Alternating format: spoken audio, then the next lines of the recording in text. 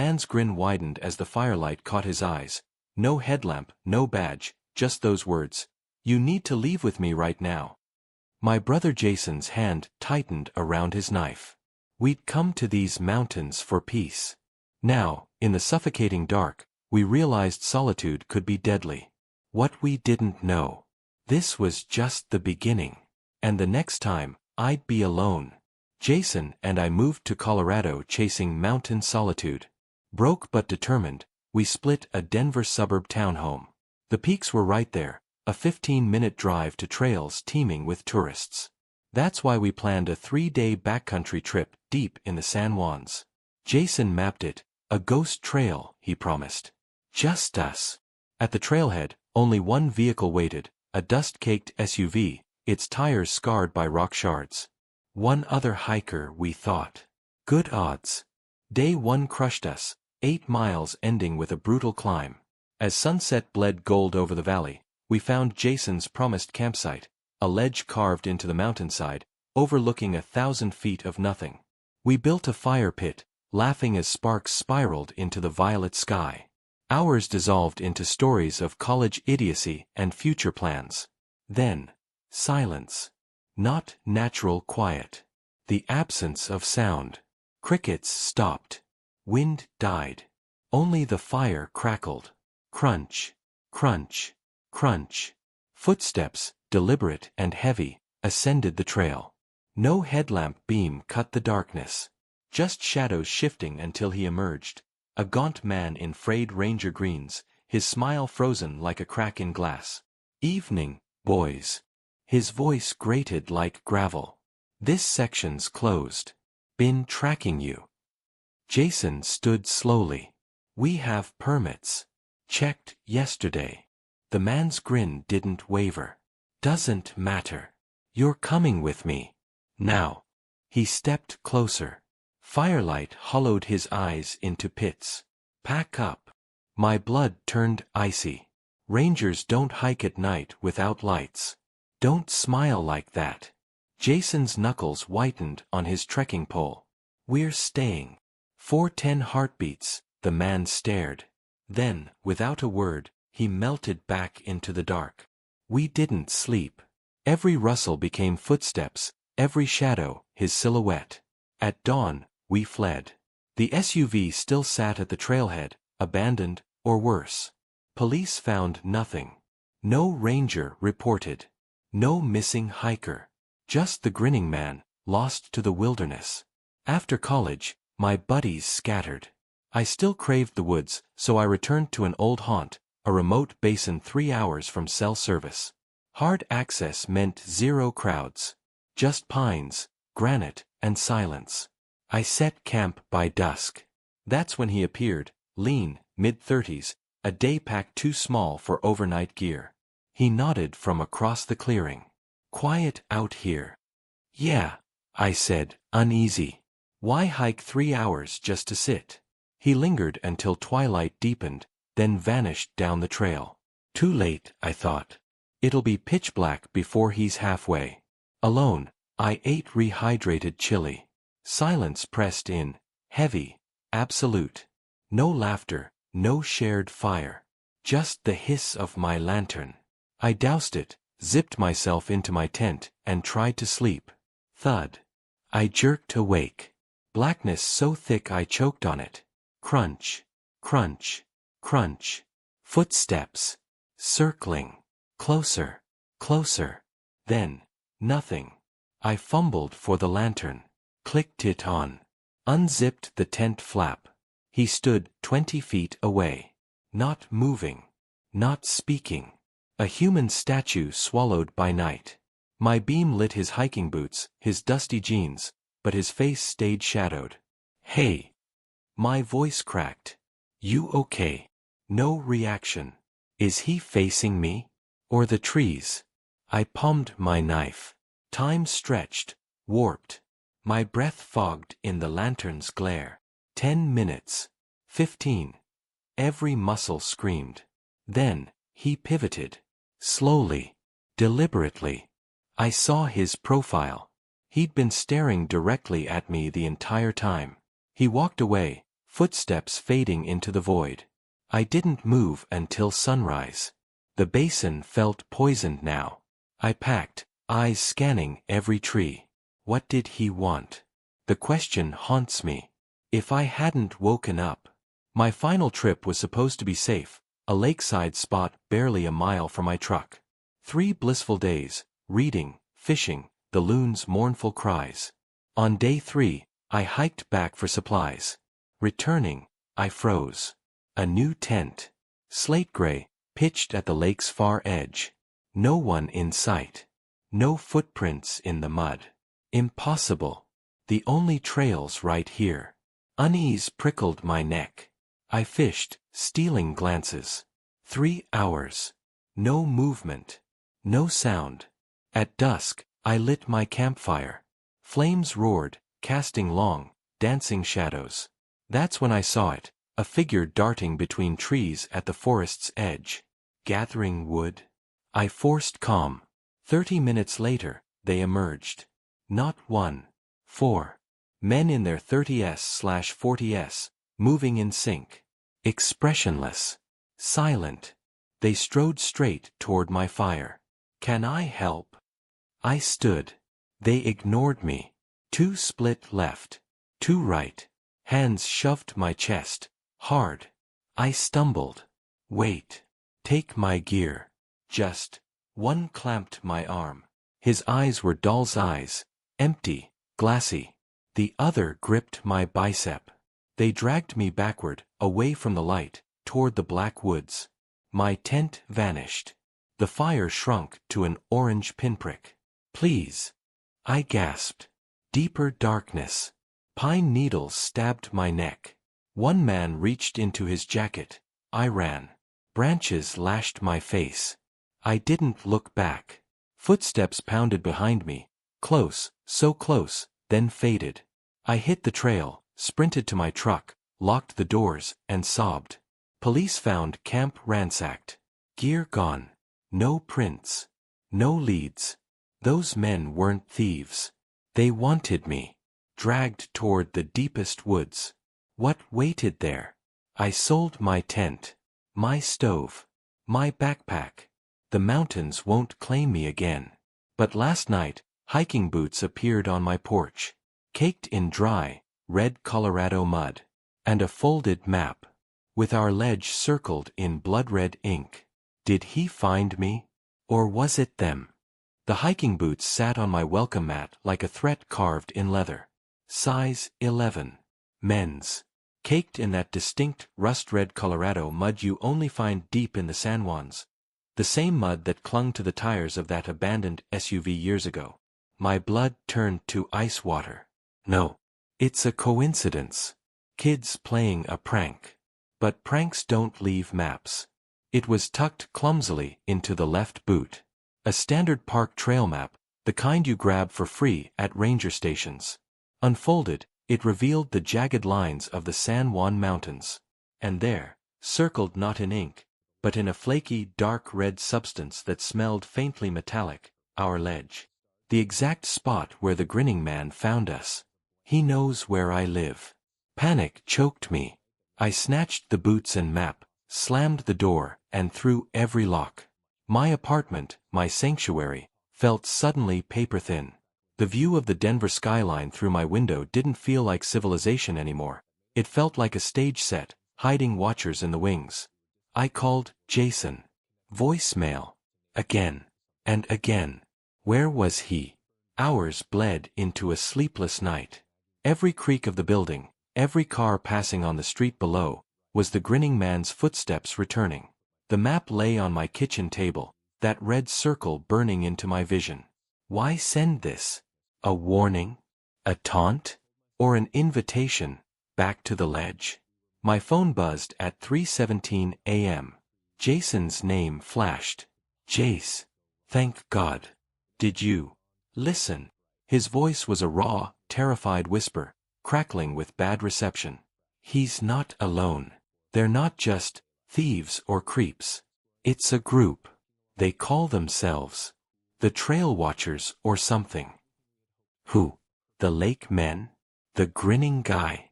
Jason, Where are you? I clutched the phone, pacing my tiny living room. Found the SUV owner's brother. Jason gasped, the sound of frantic movement, crunching undergrowth loud in the background. Hiker went missing. Same trail, same time as us, years ago. His brother said, he got weird messages before he vanished. Like, coordinates. And, a red circle on a map. My eyes snapped to the table. The flaky red substance. Blood. Jason, they left boots. On my porch. With a map. Circled in red. The ledge. A sharp intake of breath on the other end. Then silence, filled only by the rustle of wind and Jason's ragged breathing. Oh God, Mike. It's a pattern. They mark you. They a watch. The guy at your old campsite? The lake men waiting? It's them. All of them. What do they want? My voice cracked. Don't know, but the missing hiker's brother, he said they target people seeking solitude. People, alone. They find you. Isolate you. And then. Jason's voice dropped to a barely audible tremor. They take you deeper than any trail goes. Where no one hears you. Where no one finds you. A branch snapped loudly near Jason. He swore. They're here. I tried following, found an old cabin, thought it was abandoned, but, oh God. His voice dissolved into choked static. Mike. They saw. The line went dead. Silence. The kind of silence that screams. I stared at the dead phone, Jason's terror echoing in the void. They're here. Where? At the cabin. Were they following him? Or were they already closing in on me? I ran to the window, yanking the blinds aside. The street below was empty. Too empty. Parked cars cast long, distorted shadows. Was that movement between them? A figure standing perfectly still beneath the flickering streetlight down the block? Staring up? Watching. My apartment walls felt like they were shrinking. The map on the table pulsed with menace. The boots, smelling of dirt and decay, were a physical anchor to the nightmare. Jason was out there, somewhere dark, hunted because he tried to find answers for us. For me. The isolation I'd craved in the mountains had followed me home. It wasn't peace. It was a trap. The trail watchers weren't just in the wilderness. They were here. In the concrete canyons. In the silence between heartbeats. They knew where I slept. They knew my fear. And Jason. Jason was alone in the dark with them. I grabbed my keys. I couldn't stay here, waiting for Boots to climb the stairs. I had to find Jason. I had to go back. Back to the mountains. Back to the source of the circling red mark. As I flung open my apartment door, ready to run into the unknown, my foot kicked something soft just outside the threshold. A small backpack. Dusty. Familiar. The same small day pack the watcher carried at my remote campsite. It lay slumped against the doorframe like a dead thing. Unzipped. Inside, nestled amidst loose energy bar wrappers, was a single item that stopped my heart cold. Jason's faded college ring. Smudged with that same rust-red mud. Jason's ring. His pack. Left at my door. Did they catch him? Or is this another trap? How deep does the trail go? Jason's ring felt cold in my palm, crusted with dried red mud. His mud. His blood. The backpack reeked of pine rot and something sour, like wet copper. I didn't think. I didn't breathe. I grabbed my truck keys, Jason's ring clenched in my fist, and drove. Not to the police. Not to the mountains. To Jason's apartment. The door was unlocked. Inside, chaos. Overturned furniture. A shattered coffee mug. Deep, muddy boot prints staining the carpet. And on the wall above his gutted couch, smeared in that same rust-red filth. The circle. Dripping. Fresh. They'd taken him. And they wanted me to know it.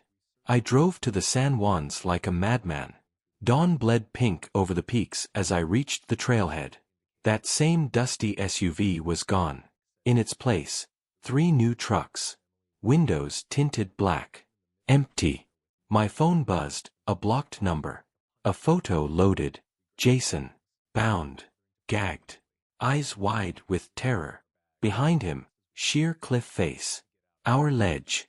A message followed, come alone. Or watch him fall. The hike up was a blur. Every shadow hid a grinning face. Every rustle was a boot crushing gravel. I didn't care. Let them watch. Let them come. Just let him be alive. The campsite was empty. No tent. No fire pit. Just wind screaming over the drop. Then, a low chuckle. Him. The false ranger. He stepped from behind a twisted pine, grinning that same cracked glass smile. No uniform now. Just stained jeans and a dark jacket. Took the bait, he rasped. Knew you would. Where is he? My voice sounded alien, cold. He pointed down. Not at the valley. At a thin, hidden path cut into the cliffside below the ledge. A goat trail. Vanishing into shadow. Where the quiet ones go, he whispered. Where the watchers take what they watch. Footsteps scraped behind me. I spun. 4 men. The lake men. Expressionless. Dull-eyed. Blocking the only exit. The false ranger laughed. You wanted solitude? Now you got it. Forever. The lake men surged forward. I fought. Not for escape. For the edge. Elbowing, kicking, biting. I threw myself backward over the lip of the ledge. Not falling. Clinging. Fingers scrabbling on rock. Boots kicking loose shale. The hidden path was there, a foot below. I dropped. A hand grabbed my jacket. A lake man, leaning over, silent, eyes dead. I slammed my boot into his face.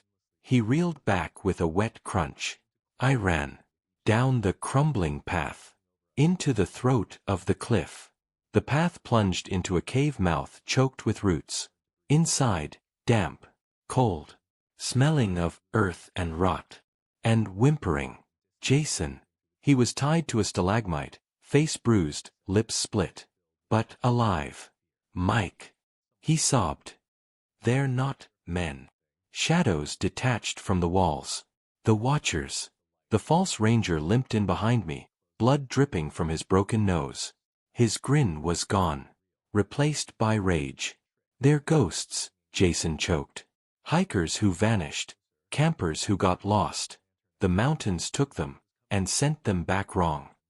The false ranger lunged at me, and a gunshot roared. He dropped. Not bleeding. Dissolving. Like sand in wind. His body crumbling into red dust and dried pine needles. Light flooded the cave. Park rangers. Real ones.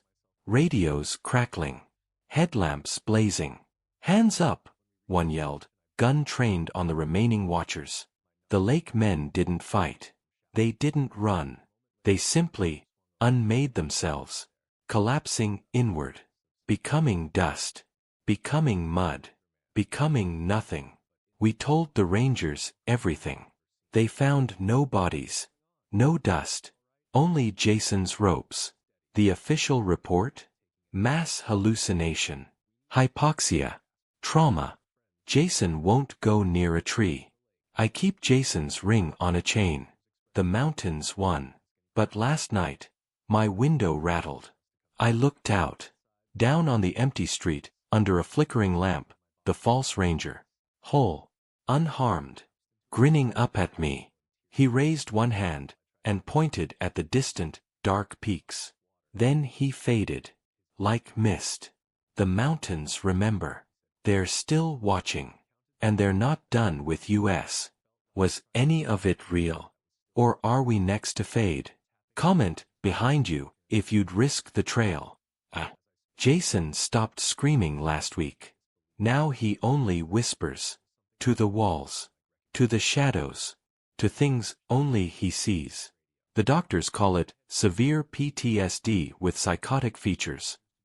I call it infection. The mountains infected him in that cave.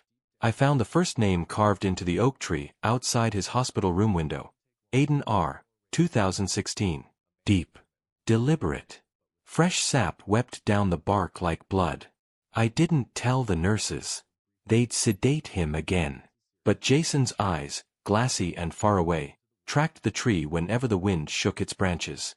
He watches through the roots, Jason murmured. I started digging. Aiden R. matched a missing backpacker from 2016. Vanished near our ledge. Then another name appeared, Marissa V. 2020. On my apartment's fire escape railing. Etched into the metal. Marissa vanished from a lakeside campsite. Sound familiar? The names kept coming. Daniel K. 2018, scratched into my truck's hood. Sophia T. 2021, seared onto a piece of toast in my toaster. All missing. All alone when they vanished. All near the San Juans. The false ranger wasn't just a ghost. He was a harbinger. And he was building an army. Jason escaped last night. Security footage showed him walking calmly past nurses, out the emergency exit, and into the passenger seat of a dust-caked SUV. I knew where he'd go. The cabin. The one Jason mentioned in his panicked call before the cave. I drove through a storm. Rain slashed the windshield like claws. At the trailhead, the SUV sat abandoned, driver's door hanging open. Muddy footprints led into the pines. Inside the cabin, rot, decay, and hundreds of names carved into every plank, beam, and stone. In the center of the floor, drawn in wet ash, the circle, and inside it, Jason's college ring. A voice echoed from the shadows, Jason's voice, but warped, layered with the false ranger's rasp. You shouldn't have come back, Mike. He stepped into the moonlight filtering through broken roof slats. Jason. But not Jason. His eyes were obsidian black. Mud streaked his face like tribal paint. One hand clutched a rusted hunting knife. The other bled where his ring finger used to be. They offered peace. Not, Jason hissed. No more fear. No more running. Just quiet. He gestured to the names on the walls. They're all here now. In the soil. In the silence. You could join us. The false ranger materialized beside him, a grinning silhouette woven from smoke and static. Or you could scream, it whispered. Screams feed the roots. I did the only thing I could. I threw Jason's ring into the ash circle. The cabin exploded. Not in fire, in sound. 1,000 voices shrieking, missing hikers, campers, rangers swallowed by the woods, all trapped in that unholy circle. The false ranger howled, unraveling into dust. Jason collapsed. I carried Jason back to the truck. His eyes were human again. Bleeding, but human. At the hospital, doctors found mountain sage and grave dirt packed under his fingernails. Psychotic break, they said. Self-mutilation. But when I returned to my apartment, I found it, a new name carved into my bedroom door. Not etched by a knife. Burned. As if branded by lightning, Michael T. And beneath it, a fresh, glistening circle of red mud. My phone buzzed. A text from an unknown number. Welcome to the watch. Your brother's quiet now. Your turn to listen. I looked out my window. On the street below, haloed in streetlight, Jason. Staring up. Grinning. The mountain claimed Jason. Now it wants you. Did you save him? Or trade places? The carving on my door glistened. Michael T. The mud circle pulsed like a wound. And in my veins, cold. Not fear. Infection. I tore at the wood with a kitchen knife, splinters digging under my nails. Your turn to listen, the text had said. Now I heard them, whispers in the drip of the faucet. Screams in the hum of the fridge. Missing voices. Aiden. Marissa. Daniel. Sophia. Jason. Join us. Jason's voice hissed from the shadows beneath my bed. It's quieter here. 3 days. No sleep. The city became a prison of noise and light. But the mountain sang. A low, tectonic thrum in my bones. A pull. I drove back to the San Juans. No pack. No plan. Just the ring on its chain, Jason's ring, burning cold against my chest. The trailhead was empty. The dust-caked SUV waited. Driver's door open. An invitation. I didn't take the path to the ledge. I followed the bleeding roots. They snaked down the cliff face from our old campsite, weeping thick, rust-colored sap. Where they plunged into rock, I found it, a crack, wide enough to squeeze through. Breathing out decay. Inside, total darkness. And silence. True silence. The kind that scrapes your eardrums raw. The air hung heavy, wet soil, iron, and something sweetly rotten. Down. Jason's voice echoed, no longer in my head, in the stone. Where the mountain sleeps. I crawled. Deeper. Deeper. The walls narrowed. Became rib-like. Slick. Pulsing. The tunnel opened into a cavern. Glowing. Faint, phosphorescent fungus clung to stalactites like diseased lace. And below them, pods. Dozens. Slick, translucent sacs clinging to the cavern floor, swollen like rotten fruit. Inside each, a person. Suspended in murky fluid. Eyes wide open. Unblinking. Aiden R., Marissa V., Daniel K., Sophia T., hundreds more. Decades of the lost. And in the largest pod, center of the cavern, Jason. Naked. Curled. Eyes black as the void. Tendrils snaked from the pod into the walls, feeding the roots. Feeding the mountain. You see. The false ranger stood beside Jason's pod. Not dust. Not shadow. Flesh. Pale. Stretched thin over sharp bone. His grin split his face ear to ear. No more loneliness. No more fear. Just belonging. He placed a rotting hand on the pod. Your brother is home. Now. He turned those hollow eyes on me. Be still. The lake men emerged. Not dust now. Wet. Shiny. Newly formed from the cavern's sludge. Their eyes were still empty. But hungrier. The mountain needs a new heart, the false ranger crooned. A strong one. One that fought, but knows true solitude. Yours. They lunged. I didn't run. I grabbed Jason's ring. And slammed it into the false ranger's grinning mouth. He didn't scream. He unraveled. Flesh sloughed off like wet paper, revealing writhing roots beneath. You cannot kill the quiet. His voice gurgled from dissolving lungs. The lake men froze. The pods shuddered. Jason's black eyes snapped to mine. Finish it. Jason's real voice tore from his pod, a final, desperate shriek. Burn it all. I threw my Zippo. It arced. Landed in the thick, oily fluid pooling around Jason's pod. Fire roared. Not orange. Green. Cold and hungry. It raced across the fluid, engulfing pods. Screams filled the cavern, not of pain, but of release. The lake men melted. Became mud. Became steam. The false ranger collapsed into a pile of twitching roots. The quiet will return, he rasped, before crumbling into ash. Jason's pod split open.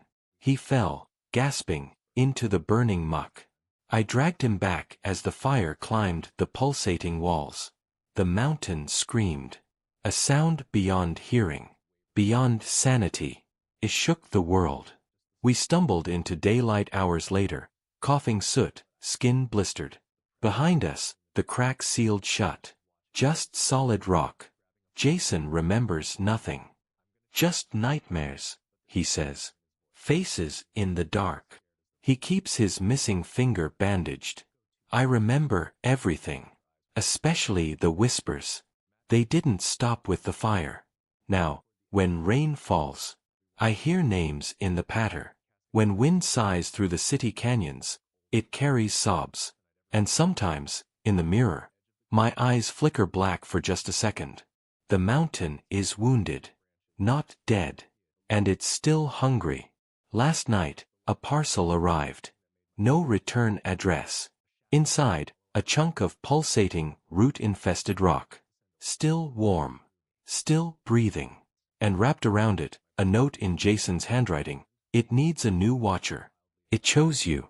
Feed it. Or I'll fade again. The mountain lost its heart. Now it wants yours. Will you feed it? Or will you become its voice? The rock breathed. A slow, rhythmic expansion in your palm. Warm as blood. Veined with roots that twitched like dying nerves. Jason's note lay beside it. A hostage letter written in your brother's hand, but not his heart. Feed it. Or I'll fade. You knew how. The names carved into your door, your truck, your bones, they weren't victims. They were ingredients. The mountain didn't just eat the lonely. It farmed them. You drove to Jason's cabin one last time. The clearing reeked of charred wood and wet decay. The structure was gone, only the stone foundation remained, stained black. At its center, a pit. Gouged raw into the earth. Pulsing. Hungry. You placed the rock heart into the pit. It sank like a stone into tar. Silence. Then, a gasp. The soil shuddered. Tendrils of black root erupted, lashing the air like vipers. They needed names. Souls. To heal. To grow. You pulled out your knife. Not to fight. To write. You carved Aiden R. 2016 into your left forearm. Blood welled, thick and dark. The roots lunged, drinking the letters. Marissa V. 2020 etched into your right arm. More roots. More feeding. Daniel K. 2018 sliced across your collarbone. Sophia T. 2021 carved over your heart. The ground groaned. Green light bled from the pit. You saved the last name. The one burning on your soul. Jason, you whispered. You didn't carve it. You spat it, mouthful of blood and fury, into the writhing pit. The roots went rigid. The light died. The pit vomited a figure onto the mud. Jason. Coughing. Shaking. Human. His missing finger had regrown. Pale, new, trembling. His eyes were his own. Terrified. My cat. The mountain roared. Not triumph, betrayal. You hadn't fed it Jason's name. You'd offered it as a sacrifice, and stolen him back. The roots surged, not for Jason. For you. They pierced your boots. Burrowed into your calves. Dragged you toward the pit. You didn't fight. As the roots coiled around your waist, you grabbed Jason's shoulders. Run. Never come back. Tell no one. But you. I traded places. You hissed. Now go. You shoved him. Hard. He stumbled back, sobbing, then turned and fled into the pines. You watched him vanish. Safe. Then the roots pulled. You didn't hit bottom. You sank. Into warm, suffocating earth. Into the mountain's shattered heart. Memories flooded you. Aiden's last campfire song. Marissa sketching wildflowers. Daniel proposing by a waterfall. Sophia laughing under the stars. All that beauty. All that loneliness. The roots stitched through your muscle, your bone, your mind. You felt the mountain's pain, its ancient, hollow hunger. You felt its purpose, to swallow the abandoned. To cradle the forgotten. To be the only witness when the world looks away. It wasn't evil. It was lonely. And now, so were you. You wake standing on a wind-scoured ledge. Dawn bleeds gold over a valley no tourist will ever see. Your skin is pale as moonstone. Your eyes are obsidian. Mud, thick as armor, cakes your clothes. Below you, a hiker trudges up a hidden trail. Young. Alone. Seeking silence. You feel his isolation like an open wound. You smile. It cracks your dry lips. It doesn't reach your eyes. You step from the ledge. Not falling. Floating. Down toward the lonely man. Your voice, when it comes, is stones grinding deep underground. This section's closed. You need to leave with me. Right now. The watcher walks. The mountain breathes. The quiet grows.